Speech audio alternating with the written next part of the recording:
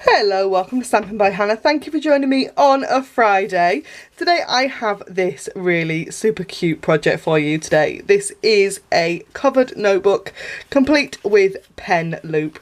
It uses the very pretty Tea Room Designer Series paper and the coordinating Time for Tea stamp set. Now I didn't buy this stamp set, but I didn't buy the dies that go with it either. So the dies I was lucky enough to receive in, and I actually got duplicates. I'll take those out. You don't get those. I don't know why I've got them.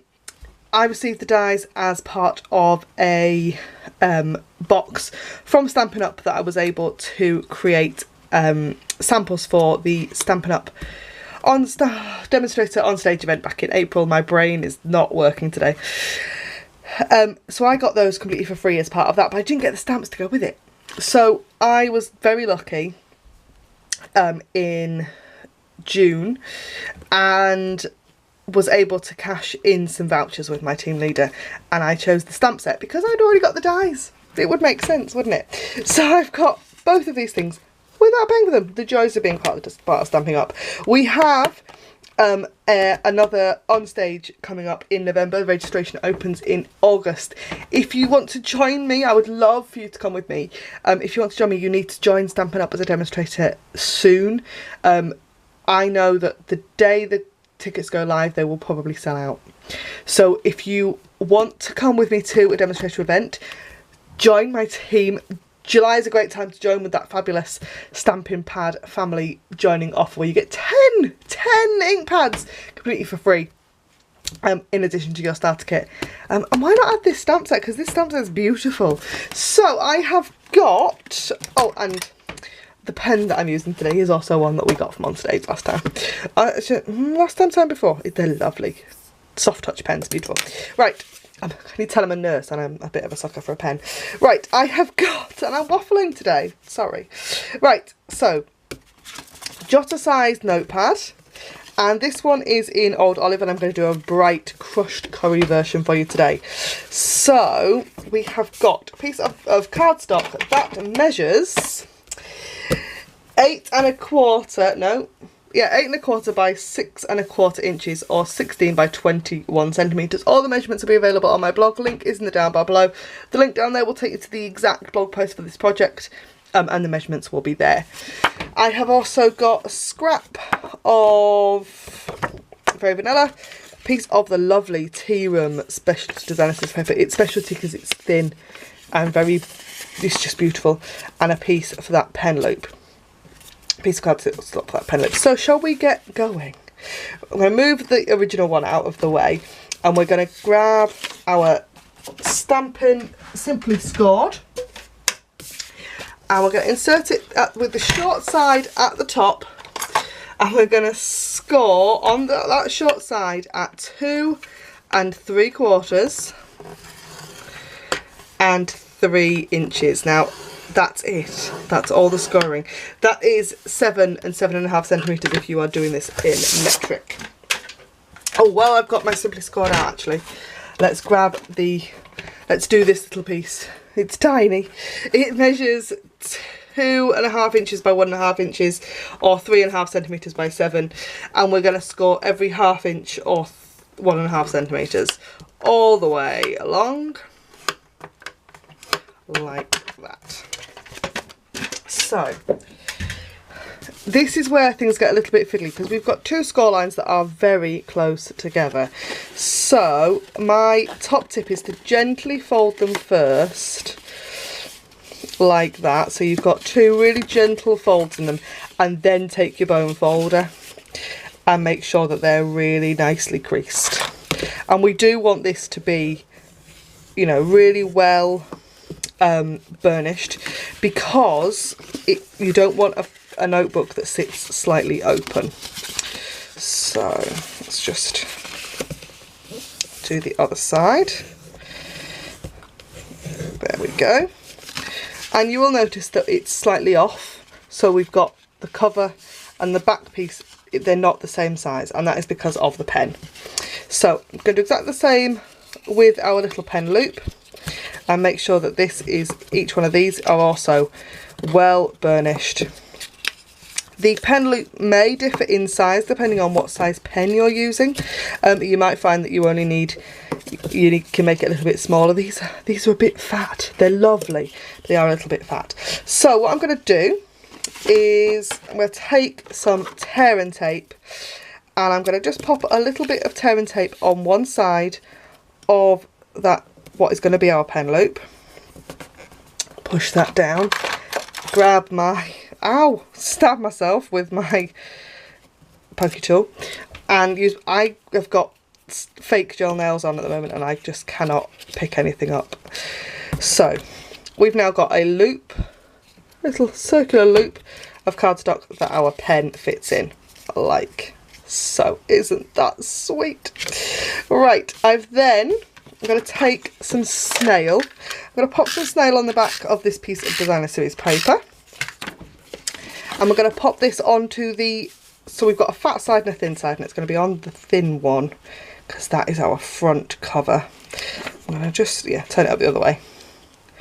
I don't think it has a right way up, but I just want that butterfly needed to be the right way up in my head. So there, like that. And then I have got a jotter sized notebook, and I'm going to take, and I know, sorry, this is the third type of adhesive, Tombow glue. And the reason I use liquid glue for these is just because it just gives me that bit of wiggle room that I need. You could totally use both of the other kinds of adhesive for either one of the things, but that's just, I tend to work to my personal preference because I think that's probably the best way to do it with adhesive. So just pop that onto the fat side of that cardstock and push it in so that cover sits nicely over it, just like that. Isn't that so sweet? And then we need to find the back, so where that seam is on that pen loop, I'm going to pop another bit of tear and tape onto there. The reason I've kept my pen in is because it then allows me to make sure that I've got the loop exactly where I want it on this notebook. So I'm going to pop that just there like that. I'm going to take that pen out, and then I can use another tool to push that nicely onto there. I can fold it and push it like that. So that is our notebook cover. Now, just a little bit of decoration. This one I've just quite simply stamped on. This one is going to sit on my desk. It's not going very far. However, I might send this one to somebody and I'd like it to be special. So I have got that piece of very vanilla cardstock, and I have got, which ones was it? I want the same sentiment, so it says from me to you, and then I've got two of the kind of flourishes. Then there is a little pretty little label die, and then these both have their own dies as well. So some of the dies in this stamp set some of the dies coordinate with stamps and some of them don't. Right, little flower onto little block, and then the others will sit. There's a car alarm going off in my street. I hope you can't hear that.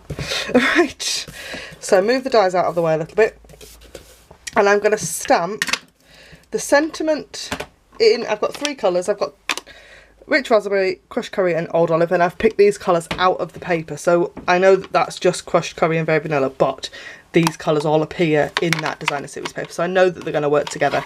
I'm going to take the Crushed Curry first, and I'm going to stamp that sentiment, leaving myself enough room that because I need that to be die cut.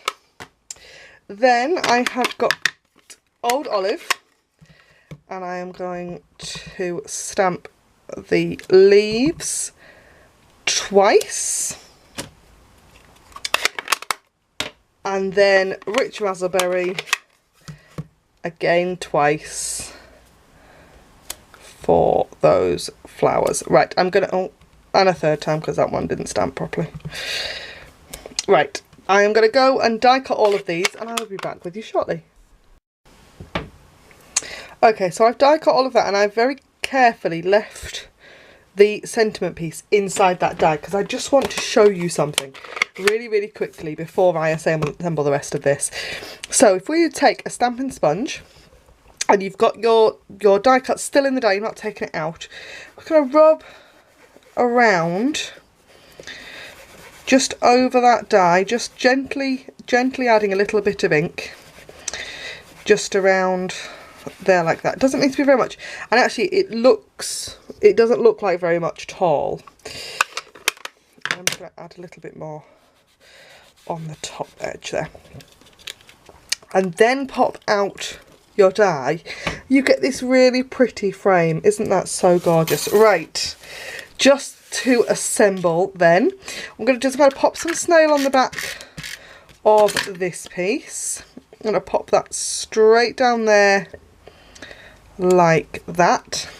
Then I'm going to pop some snail on the back of both of the leaf pieces, and I'm going to pop one there and the other one similar sort of position at the bottom.